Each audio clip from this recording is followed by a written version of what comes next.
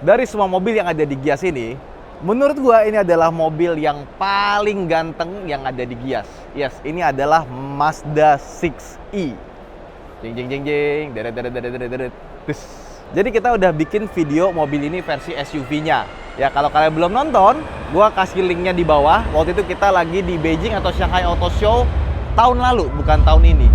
Dan akhirnya Mazda Indonesia membawa mobil ini ke Indonesia dengan harga 850 juta rupiah. Artinya dia masih di bawah 1 miliar. Nah, kalau kita bandingkan mobil ini dengan Toyota Camry atau Honda Accord, maka gue bisa bilang mobilnya harganya sangat terjangkau. Ya, karena kelasnya sama, sedan hampir 5 meter dan mewah sekali memang. Dan saking gantengnya mobil ini, dia dapat World Car Awards ya, 2026 World Car Design of the Year. Saking gantengnya dapat Design of the Year. Ya, jadi lihat depan, samping, belakang, cakep. Nah, tapi tadi kan gue bilang, kalau dibanding Camry memang murah, apalagi dia listrik. Kebayang kalau Camry dibikin listrik, pasti harganya di atas 1M. Lihat aja Hilux. Hilux harga under 600 juta tipe tertinggi. Versi listriknya 1 miliar. Nah, ini Mazda 6e itu bukan penggantinya Mazda 6, bukan, tapi dia adalah mobil yang sekelas Mazda 6. Dan mobil ini punya kembarannya dari Cina sana, namanya Chang'an L07, dan versi SUV-nya ada Mazda CX-60e, ya, itu juga basisnya Chang'an Deepal S07 yang udah pernah kita bikin videonya dan itu juga dijual. Nah, cuma kenapa kok harganya bisa beda jauh sama Chang'an? Nanti kita jelasin. Jadi kemarin sebelum Gias, Mazda itu baru launching pabrik mereka di Indonesia. Nah, produk pertamanya adalah CX-30. Gua kira ya, mobil ini akan dirakit di pabrik yang sama biar harganya murah. Karena kalau mobil listrik kita impor dari luar negeri ke Indonesia, itu kena biaya masuk sekitar 50%. Nah, ternyata Mazda 6 ini adalah Mazda yang diimpor tapi bukan dari Jepang. Dia diimpor dari Cina. Karena dia dibuat di pabriknya Chang'an dan harganya jadi 850 juta. Ya, seperti gue bilang tadi, sebenarnya harganya terjangkau kalau kita bandingkan dengan sesama Jepang di kelas ini, apalagi listrik pula. Tapi kalau dibandingkan dengan mobil Cina, ya ini mobil mahal. Dan kalau kalian pikir ini adalah sebuah sedan, bukan. Ini adalah mobil fastback. Karena waktu kita buka bagasinya, kaca belakangnya ikut kebuka. Nah, pertanyaannya pasti banyak yang nanya nih, berarti kalau fastback, masuk pajaknya minibus dong? Enggak. Sekarang, per 2020, Indonesia itu udah nggak ngasih pajak lebih buat sedan. Pajak mobil berdasarkan emisi. Jadi, PPNBM dari mobil ini, ya, ikut mobil EV pada umumnya, 0%. Dan lihat bagasinya, lumayan lega, tapi harusnya bisa lebih lega lagi karena nih dari body line samping sampai ke sini itu dibuat rata sama dia, nggak bisa masuk ke dalam. Ya, kalau dibikin masuk ke dalam, karena ini bodinya tebal banget nih ya, ini pasti bisa lebih lega lagi belakangnya. Tapi untungnya dia fastback, jadi di atasnya masih ada space. Dan kalau kita buka bagian bawahnya, ada tempat penyimpanan yang nggak begitu besar, cuma sedikit aja. Dan seperti biasa mobil listrik tidak ada ban serepnya, jadi dia dikasih tire repair kit.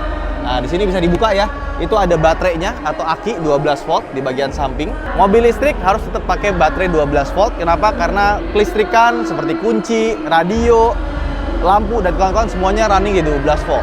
Sedangkan baterai utama itu hanya untuk motor listrik dan AC aja biasanya. Nah, terus untuk speakernya dia ada 14 dan buatan Sony dia. Udah bukan Bose lagi. Gimana? Bentuknya ganteng banget kan? Gokil sih di mobil ya. Nah, kita buka bagasi depannya. Gede banget ya. Jadi dia punya tempat penyimpanan besar. Kenapa besar? Karena dia ada varian yang REEV-nya, Range Extender Electric Vehicle. Jadi kalau misalkan kita baterainya habis, dia mesinnya bisa nyala. Tapi yang masuk ke Indonesia, REEV-nya nggak masuk ya. Dia cuma varian listrik aja, satu model, dan sekali cas bisa sampai 560 km. Nah, di sini ada yang bisa ditarik nih ya. Nah, ternyata ada tempat rahasia lagi ya. Dan ini juga kalau kita lihat dia bahannya full karpet ya. Jadi kalau kita naruh barang itu nggak berisik bunyi-bunyi. Panjang ya kap depannya ya. Dia itu dimensinya gede, 4,921 meter, sama lebarnya 1,89 dan tingginya 14,9. Nah, untuk wheelbase dia 2,89 meter.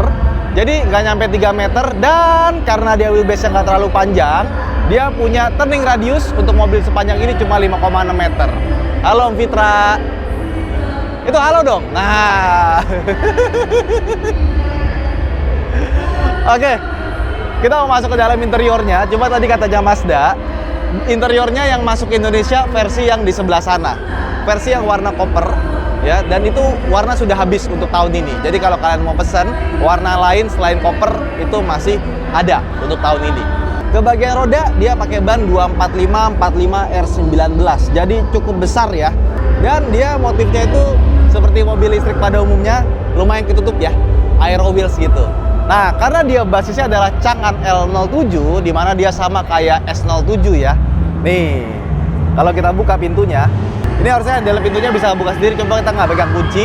Nah, lihat, dia sudah frameless, ganteng sekali. Dan pintu depannya, nih, dia memang belum double glass, tapi ini kacanya udah tebel.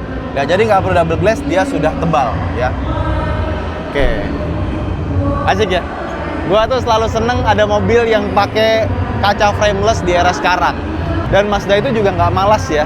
Dia tuh banyak melakukan perubahan dibandingkan dengan desain aslinya yaitu Chang'an L07. Karena mobil ini basisnya emang Chang'an, tapi sama Mazda dirobak lagi di studio desain mereka di Hiroshima. Nah, kaca belakangnya sini itu beda sama Chang'an L07, meskipun dari depan, samping itu kacanya sama, tapi yang belakangnya ini beda. Kalau Chang'an, dia agak naik kayak gini. Oke, lihat nih, spoiler belakangnya bisa ngangkat ya, cakep ya. Yuk kita masuk ke dalam. Iya, langsung kedap ya. Padahal ini bagasi belakang masih kebuka ya. Dan udah isi exit, isi entry. Kemarin gue udah bikin video keliling-keliling Gias sama John Jajago pas masuk ke dalam mobil ini. Gila, keren banget. Yes, gue setuju, ini mobil keren banget meskipun tidak Mazda banget ya. Jadi nggak tahu kenapa Mazda yang tahun 2025 ke atas keluaran model terbaru kayak CX-5, Mazda 6e dan Mazda 60e itu sudah tidak ke Mazda-Mazdaan lagi. Yes, dia masih punya filosofi yang sama yaitu Jinba Itai. Jadi driver itu menyatu dengan kudanya, dengan tunggangannya. Tapi ingat nggak? Kalau gue review Mazda, dia punya Android Auto, tapi harus diatur dengan dial karena touchscreen-nya nggak bisa berfungsi ketika jalan. Karena mereka tuh saking safety-nya. Tapi di mobil ini tidak lagi. Semua tombolnya hilang. Lihat, di sini nggak ada tombol apa-apa ya. Bener-bener cuma charger. Ini buat wireless, ada kipasnya, ada cup holder 2. Ini kayunya ini bukan kayu asli ya, tapi ini bagus sekali ya.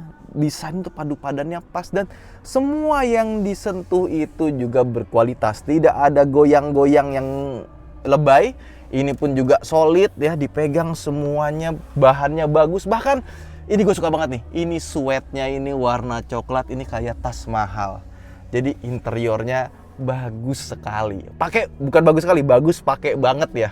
Jadi sentuhan Mazdanya, kualitas Mazdanya itu masih ada ya. Beda sama Chang'an. Masuk ke Chang'an S07 itu juga bagus, nggak jelek, tapi rasanya ini jauh lebih premium ya. Tapi tombolnya hilang. Semua kontrol dari layar ini. Besar 14,6 inci, cuma kalau di Chang'an tuh dia bisa belok kiri kanan, yang ini nggak bisa. Ini cuma lurus aja. Dan kalau kita lihat ya dari interface-nya, gue nggak menemukan interface yang khas Mazda. Maksudnya Mazda kan biasanya driver oriented gitu ya. Ini gue tuh nggak menemukan ada ciri khas Mazdanya di sini. Kalau kita bandingin sama Mazda 6, CX-60 yang Mazda terbaru kan, fontnya, terus juga logo-logonya itu ada ciri khas Mazdanya. Ini nggak sama sekali ya. Jadi benar-benar beda sama Mazda yang kita kenal. Jadi interface-nya itu tidak seperti Mazda. Nggak tahu ini hal yang bagus apa enggak, cuma kalau misalkan kalian biasa pakai Mazda, melihat mobil ini pasti langsung notice ya. Ini interface-nya tidak Mazda sekali gitu. In a good way or in a bad way. Tapi gue sih ya sama aja kayak kita masuk ke mobil-mobil dengan touchscreen besar pada umumnya ya. Termasuk juga buat ngelipat spionnya juga dari sini gitu loh. Jadi semuanya diatur menggunakan touchscreen. Ya, buka bagasi belakang dari touchscreen ya. Kuncinya juga ada touchscreen tapi di sini juga masih ada ya. Power window sudah all auto dan tombol-tombol yang dipegang ini juga kapasitif nih kayaknya ya. Enggak, ini bukan kapasitif ya. Cuma feels like-nya kayak ini kapasitif, tapi pas dipegang ternyata masih bisa dipencet. Nah, ini yang lucu nih.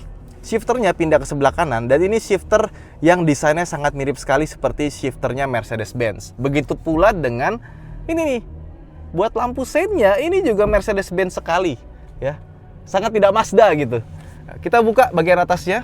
Nah, ada kaca tapi tidak ada lampu ya.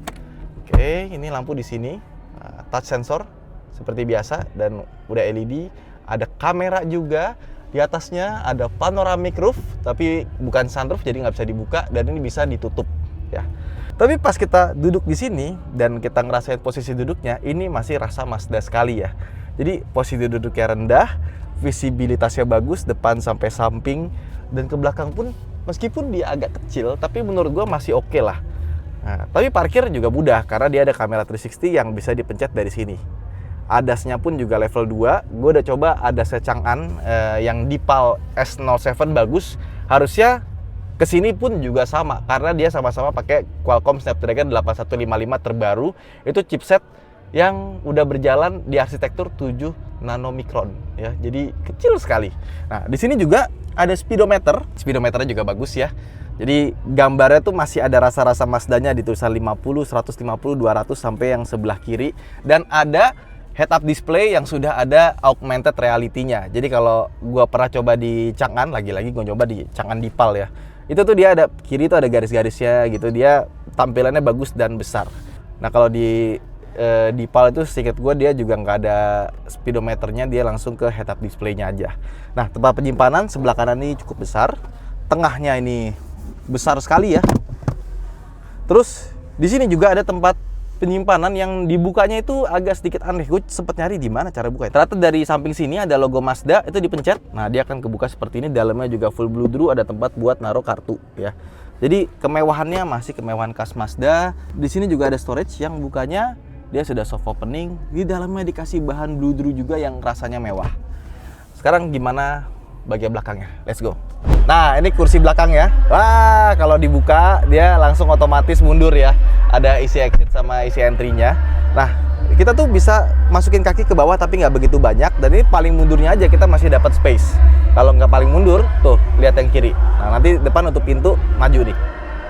Belum ditutup. Maju dia. Nah, kan? Iya, Pak. Di review saya dengerin ya. Iya. Di bawahnya ada AC, dia ada temperatur yang terpisah dan ini buat nutup panoramiknya. Langsung tutup di sini. Dan di sini ada tombol ini buat kursi sebelah kiri. Kita majuin, mundurin bisa dari sini. Jadi kalau kita butuh legroom tambahan bisa pencet situ. Sebelah kanan, door trimnya agak sedikit kecil ya. Jadi buat nyender tangan tuh nggak begitu enak. Sama ini bisa dibuka. Oke. Udah sih. Ini seandainya door trimnya lebih keluar sedikit ya, pasti lebih enak dan dikasih tray.